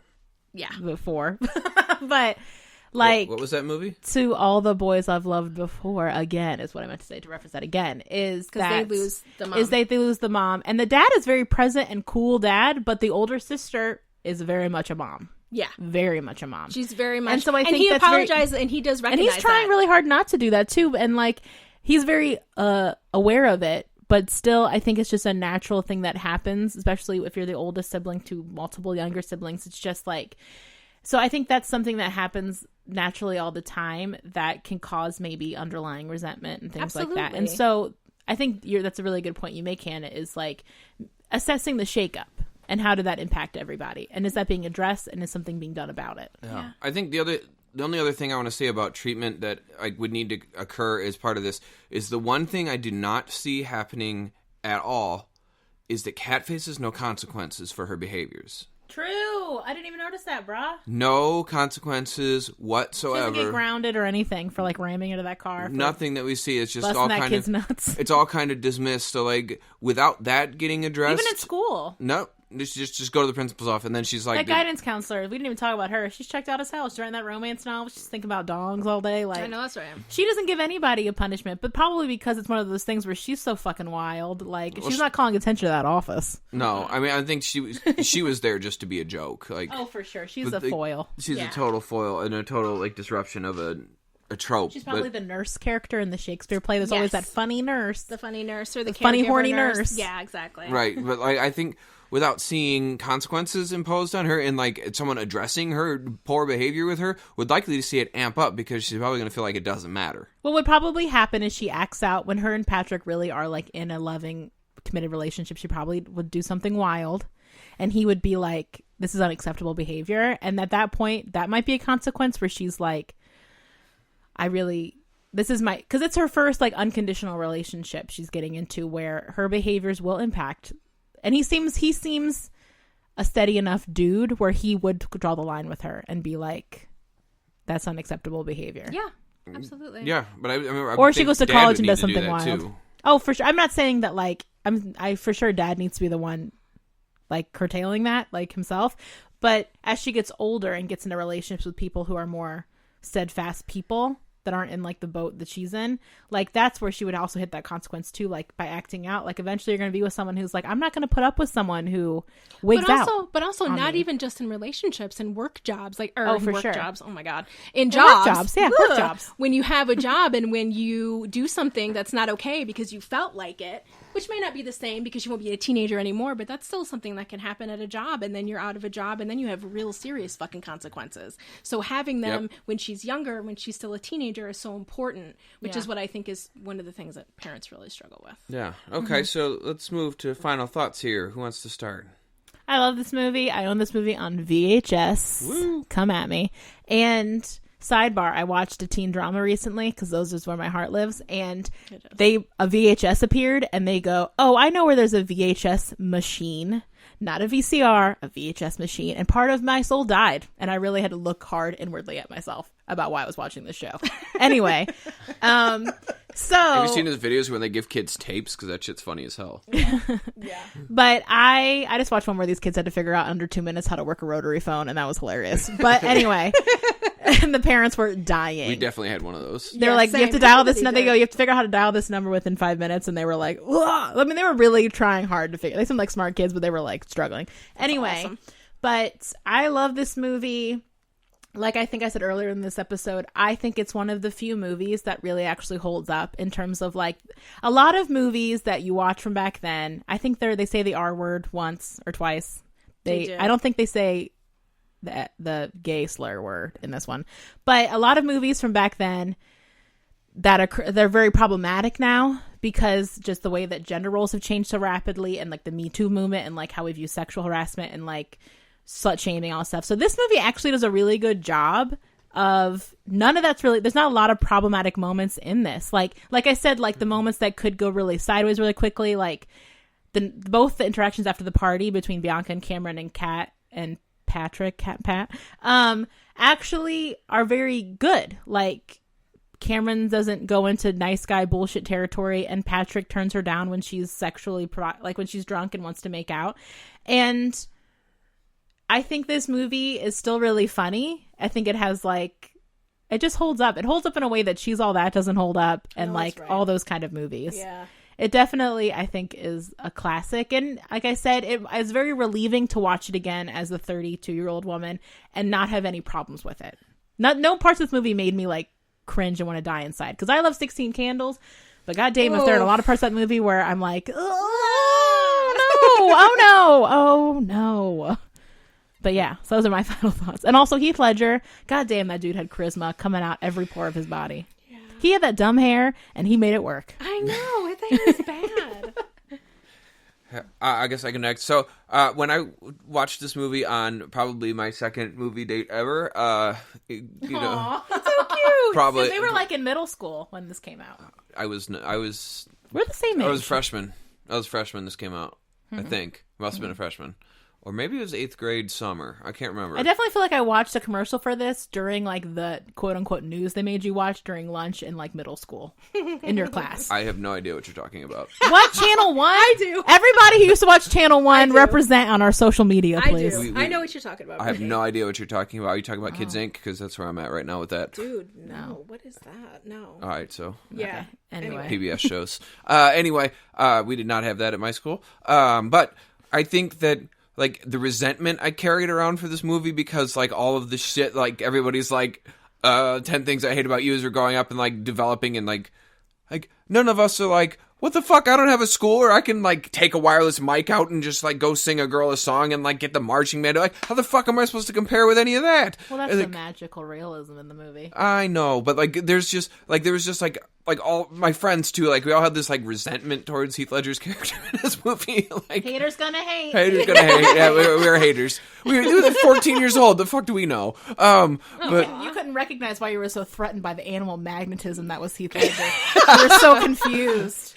You were like, by his alpha dogness, you were like, I'm being threatened in my pack, and I don't know why. But like watching it again, like appreciating it for like the humor and like the Shakespearean movie that it is and everything. I'm glad I watched it again because I'd like had this like, God damn it, is this movie gonna win? Like, I don't want to watch this ever. Like, ever. Yes, is this movie gonna win? I was so excited. Yeah, you two are thirsty, and I'm sitting here like, like, but unlike the last movie we watched, I actually was like, I was amused by this one. Like, I laughed more times than I thought I would, and I enjoyed it. And I think all the things we talked about how it kind of like holds up as like a progressive movie, and also the way that they are impacted by their family relationship is really realistic. Yeah, everything portrayed very well. Everything is pretty realistic. Everybody is pretty reasonably adapted. Everybody like shows pretty realistic, real emotions and acts like real people, and they turn a lot of tropes on their head. So a lot of those stuff that I actually liked and thought it was, I liked it a lot better than I thought I would, and I would probably watch it again if it came on because it would make my wife happy. So it's a good like Sunday afternoon, laying on the couch. You turn on TBS, and it's like a third of the way through, and you're like, okay, I'll watch almost the rest of this. Almost to the paintball scene. Yeah. I will say about the paintball scene, my entire life I wanted to know where the hell you can go to play that game. Yes, I literally wrote that in my notes. I wrote that in my notes. Like, God damn it, I really want to do this. I want to go throw paint at my wife. Like, I just want to hit this it's giant. It's the best of both worlds, where you don't have to deal with the welts you get from paintballing, but you also get to throw paint at people. Like, those are literally. Me and my wife went like, I don't know, there was like rubber pellet paintballing, so it was like supposed to hurt less than those things. No, fuck that. She hit me in my scalp. Good. Like it was literally like the worst thing. I was like, this is not like that scene at all. This is bullshit. It's just me and my wife shooting at each other with fucking projectiles, and this shit fucking hurts. Like, there is not 10 other people to be shooting at to make this a game. This is like 2 people fucking survive Thunderdome right now. Like, fuck. It was not like that. That's horrible. Shit hurt. I don't know if I'd have that same experience. I'd probably groan if I were at home by myself. I probably wouldn't watch it alone. But my wife was so excited about watching this movie that I would watch it with her. Hannah. So I love this movie, and I've watched it 100 times, and I'll probably watch it 100 more times. I just really like it. It's always made me just kind of feel good, and I love when he sings to her. I've never thought that a boy would ever be able to do that in real life, which is true. But I don't know, it just always makes me feel good, and it's nice to, in some ways, even though Heath Ledger is gone, it is nice to see him again in this role, because I think his character is just really good, and I think overall the movie is just a really good movie, and I love it a lot. All right. Well, I hope you enjoyed our special Valentine's Day edition of Popcorn Psychology. As always, you can email us at popcornpsychology@gmail.com, Instagram, Facebook, Popcorn Psychology. At Twitter, it's popcorn_psych. We're always taking requests. We are currently filling up our schedule for the season 2. So, keep throwing requests at us, because we've added some of those requests into our schedule now that we're starting up the second season. So yeah, just hit us up, let us know what you think, and let us know what your favorite romantic movie is. Happy listening.